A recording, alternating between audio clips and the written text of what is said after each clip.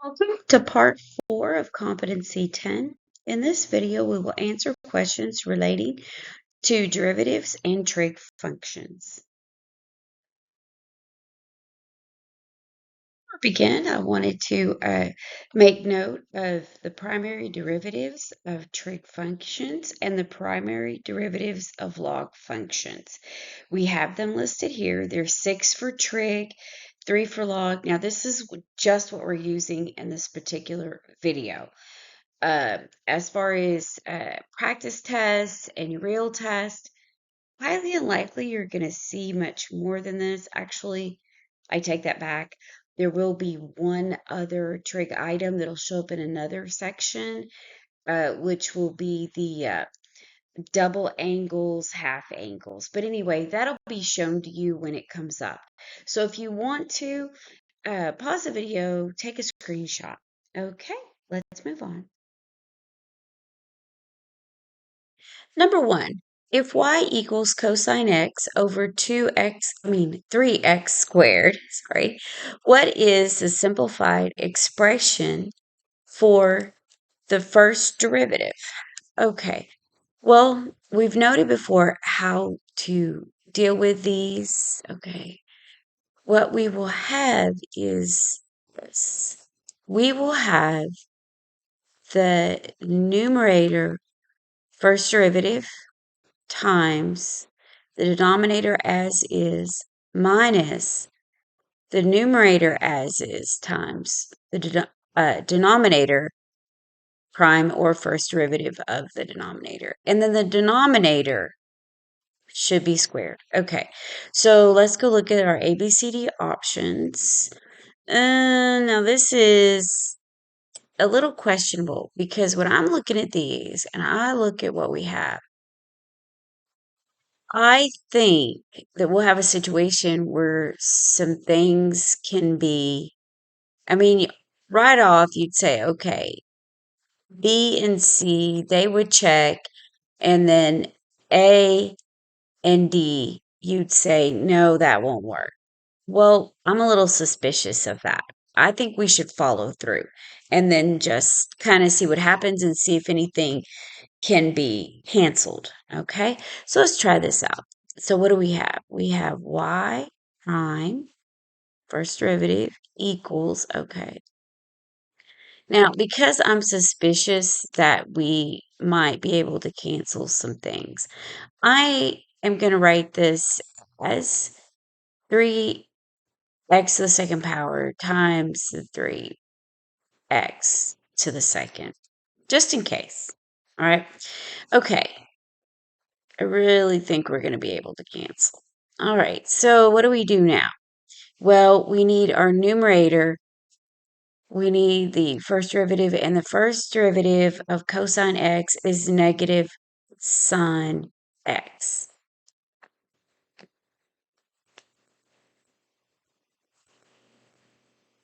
Now that will be times the 3x squared.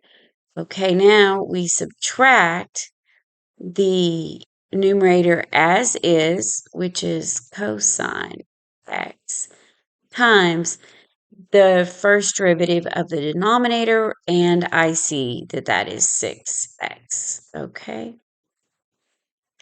Okay, so now let's rewrite. And I think this is when you'll see some things that can cancel. I see that we can pull out the, I'm not going to pull out the negative because I'm thinking we can cancel. So I'm seeing that we can pull out a 3 and an X. That's what I think we can do. So I'm saying let's pull out 3 and x, okay? So that means that's from both sides of the, I'm going to highlight this, the minus. On both sides, I'm pulling it out. Okay, factoring out that. Now what do I have? Well, I'm going to get rid of the 3, getting rid of one of those x's, and I'm going to get rid of this x, and this will leave me a 2. So I have to clean that up because that's very messy. Okay, so let's see here. I have an x right here that I can pull out here. So I have negative 3x minus 3x sine x.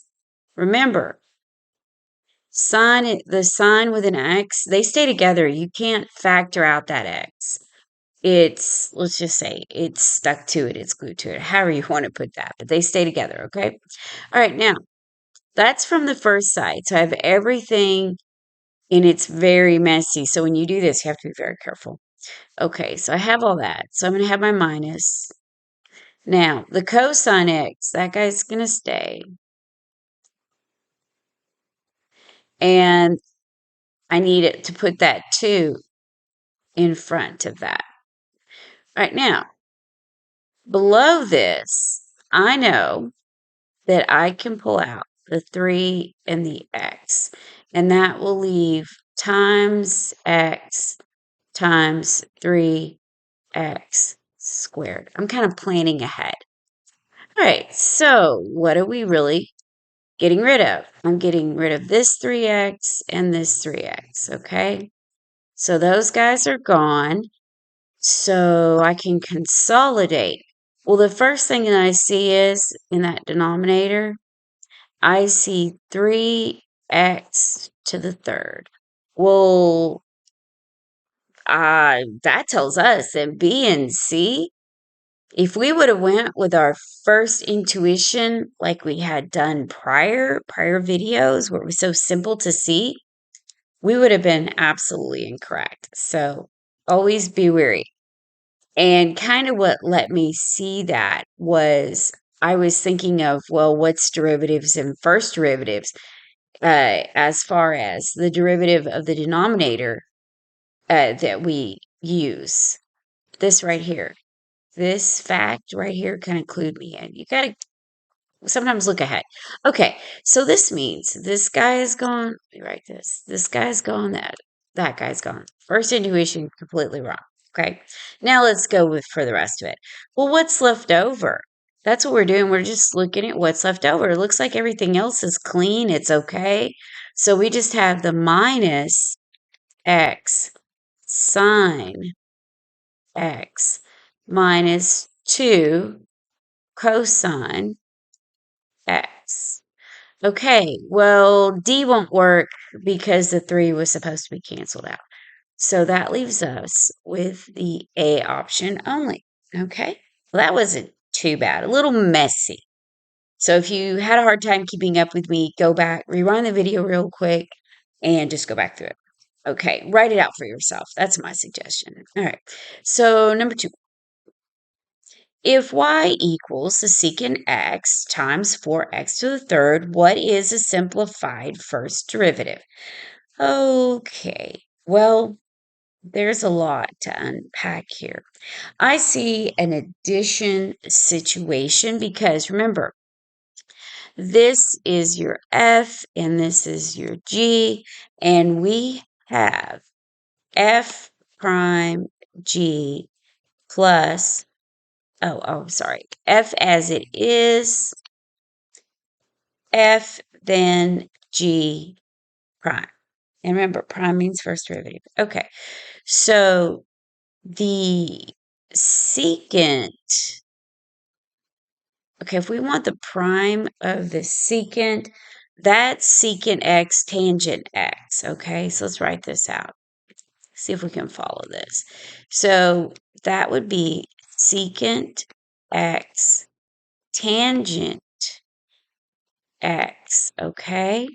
Then g as is, 4x to the third. Then your plus. Then your secant x times the first derivative of 4x to the third, which would mean then that is times 12x to the second. Okay. Now remember, we have to see what we can factor out from either side of that plus sign. Okay, so I'm going to use a different color here. So what numbers can honestly be pulled out? Or what items? Just items, not just numbers. Okay, I see that we have secant on both sides. That can be pulled out. We can, because this is the first part, it's all multiplied together, okay? So I see that we can pull out a 4 from both sides, and we can pull out the x squared, all the x squared. That means this will become 1 squared. So let's go ahead and do that. So what do we have? We have the secant x is pulled out. Actually, let's start with the numeric situations first. Let's start with our coefficient situations. Let's pull out our 4x squared. And when we do that, okay, let's do it first. Let's write it out. 4x squared, okay?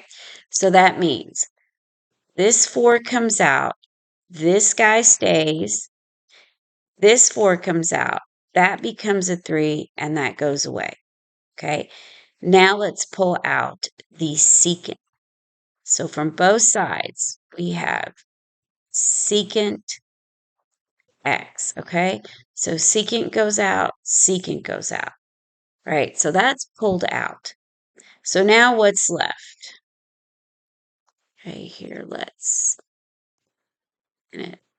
actually I wanted to change colors on all this so you could see what was pulled out. Oh, that did not help me at all. Okay, 4x squared. Now, what was left? Well, if you go in front, the only thing, oh, we have an x left. So that means we have an x. So that's x, x, tangent, x. Okay, so we had an x there in front. So now we've used this guy and this guy. Now we have to write our plus, go to the other side of the plus. What is left? A 3. That's it. Everything else is marked out. This 3 right here is the only guy left. Okay, so let's go to our options. Well, looks like, okay, okay, A won't work because of this. Okay, because that should be to the second power. So this is gone. Now when we look at B, we're missing this x. So I'm not believing that. Then let's go to, looks like to me, option C. Well, option D won't work either because of the third power. So I'm looking at option C will satisfy what we have. Okay? All right. Let's move on to number 3. Number 3, if y equals 3 cosecant x minus 5 to the x power, what is the simplified expression for the first derivative? Okay, here's what's going on with this. First off, I can look at my options and already see that we have some problems that don't follow the rules. First thing that I see is that this situation is term by term. You take the derivative of each term, okay? Now, I'm looking at the second term of 5 to the x power.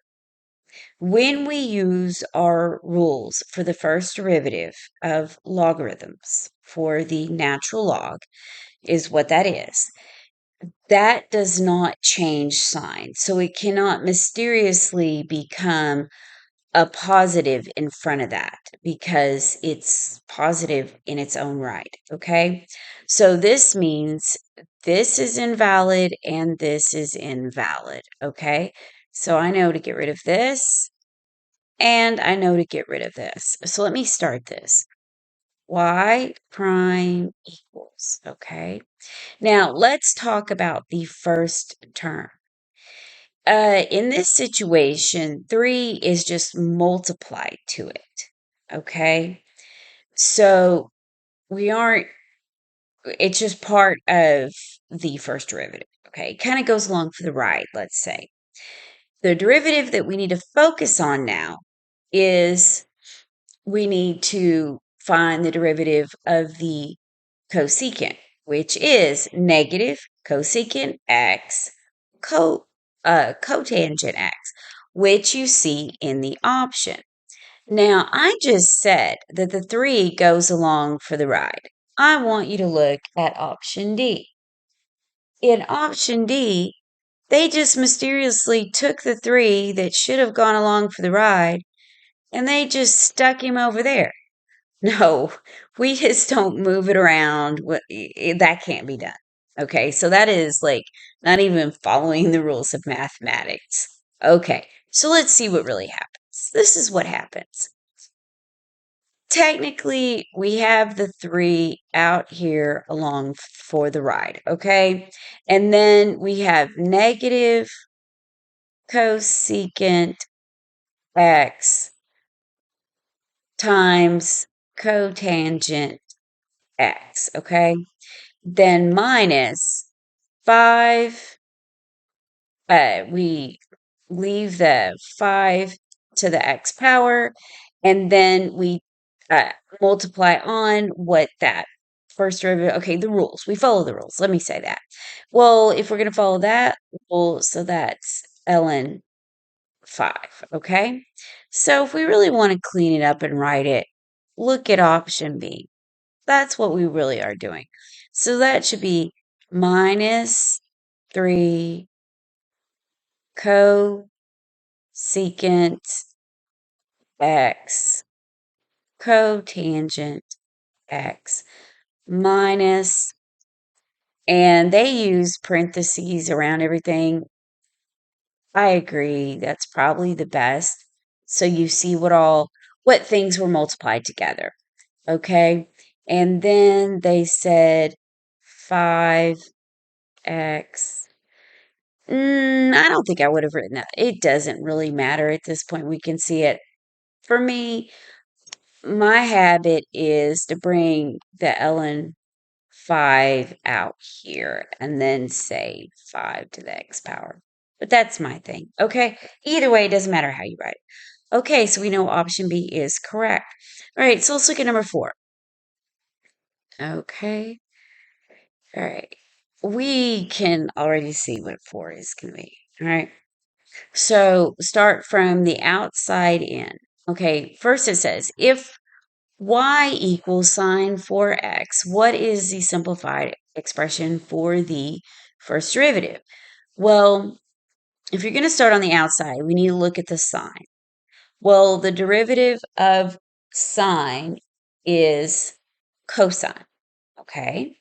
All right. All right. So C and B are incorrect because they didn't even get the cosine, the first derivative of the outside.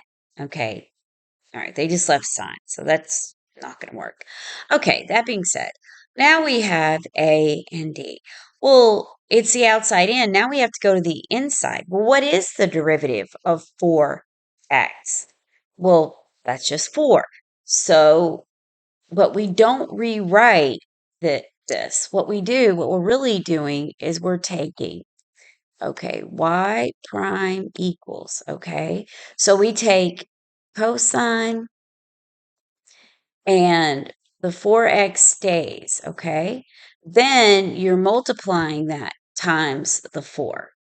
Okay, so the outside, then the inside. So the only one that works is option D.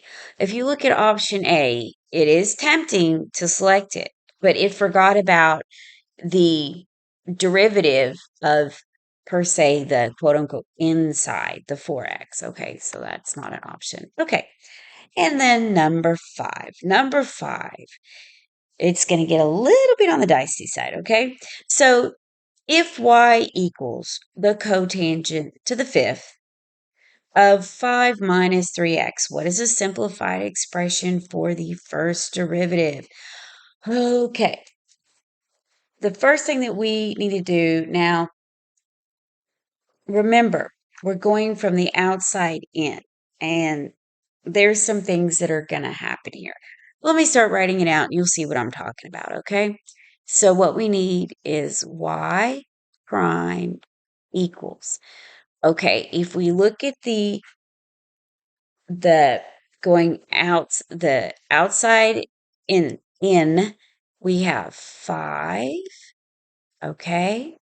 And then cotangent. Remember, leave everything the way it is first. And this becomes a 4. And then 5 minus 3x. Okay, that's the very outside, all right? Now we have to look at the cotangent. That we have to find the first derivative of the cotangent. And that is going to be minus cosecant squared, okay? Then we still leave the 5 minus 3x, okay? Actually, I'm going to put brackets around that. So you see that. Now, the very, very inside, we have to take care of that. And the 5 would be 0, and the negative 3x becomes negative 3. Now, this is the super dicey part. I know that you can see the chain rule and how we're going on the outside and we just go in, in, in. Here's the problem. When we start simplifying this, we have to be aware of what's actually going on. So I'm going to change my colors here. Okay, these brackets. Let me get rid of that bracket. I know I added it a second ago. I want to change colors so we make sure we're noticing them. Okay, now if we pull the negative out, we have to remember that we have to pull it all the way out. Okay, so then how do I want to put this? Be careful.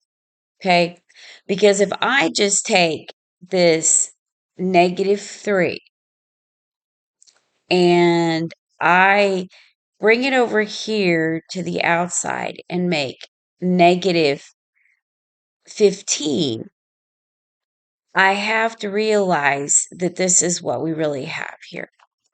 You really have to think about this, and this is what's going on. Okay, we actually have here 5 cotangent 4. 5 minus the 3x. And let's condense this correctly. And this is actually minus 3 cosecant squared 5 minus 3. Okay, now I'm not going to lie to you. The only way I could prove this to myself and believe it was when I was working on these particular problems. I cleaned this up a little bit. I put this in to an online calculator and I worked with the negatives and the positives and understanding how it works and what we are actually multiplying. Okay. So now that I have it to where, because honestly, let's think of it like this. The 3x should not be outside that bracket. Okay. I'm going to erase it and move our bracket and our parentheses. Okay. The truth is, it should be here. And there really is only one negative. Okay. What we're really doing is putting the 3 there because we're pulling out the negative. We can't just say negative times negative is positive. Okay. So when we put it back in the brackets is what happens. Maybe I should put that back. And maybe double brackets is another way. I'm not sure. I had to work with it. That's what I recommend that you do. Well, let me see.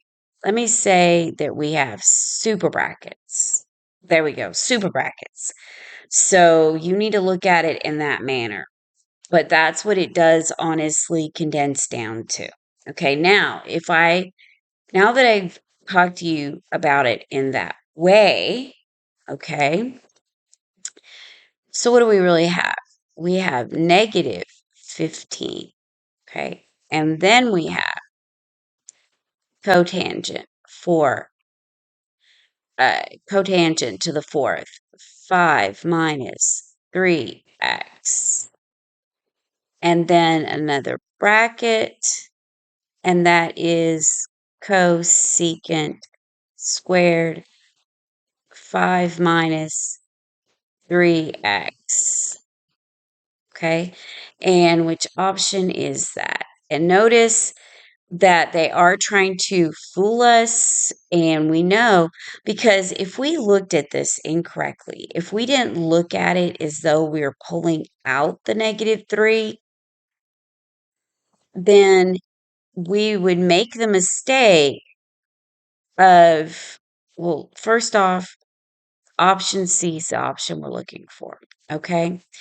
And it would be very easy to say negative times negative is positive, okay? Instead of seeing that we're pulling it out. And we would select D very easily. And then it's also easy to look right here and notice these two A and B aren't correct because obviously we can't leave the fifth power there. We had to apply our derivatives, our chain rule to get our first derivative. So those can't be correct. And let's see, it's D. D is the one that would really trip you up. Okay. Now, I also want to point something out that might make it easier in the end dealing with these negatives. There's a lot of ways to do it, and I'm not sure, which way is better for you. But here's another way to look at it. If we took the negative and we put it back in to each one, then we would have this 15 cotangent to the fourth. And then these in parentheses would become 3x minus 5 for each of them. You can only have one negative, and we had pulled it out. Now we're putting it back in. That's the tricky thing, okay?